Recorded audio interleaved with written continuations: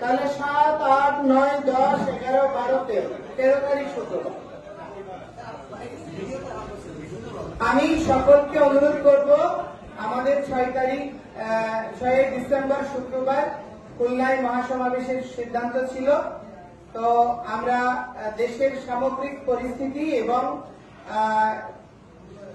যাতে সুন্দরভাবে কোনো ধরনের বিঘ্নকর পরিস্থিতি আমাদের আন্দোলনকে প্রশ্নবিদ্ধ করতে না পারে, সেজন্য আমরা 13 ডিসেম্বর শুক্রবার আমরা মহাসমাবেশের দিন ধার্য করেছি। আমি সকলকে অনুরোধ করব 13 তারিখ আপনারা দলে দলে যোগদান করে এই সমাবেশকে সফল এবং সার্থক করবেন এবং খুলনা সার্কিট হাউস মাঠে আপনারা সকলে যোগদান করে আপনাদের অধিকার 8 দফা দাবি প্রতিষ্ঠার জন্য সহযোগ দেবেন। আমাদের এই আন্দোলন কোন রাষ্ট্রের বিরুদ্ধে না, কোন রাজনৈতিক দলের পক্ষে না, বিপক্ষেও না। আমাদের এই অস্তিত্ব রক্ষার এই আন্দোলনে আপনারা সকলেই সহযোদ্ধা। সুতরাং সকলে এই বার্তাটা সকলের কাছে পৌঁছে দেবেন। শুভ প্রণাম।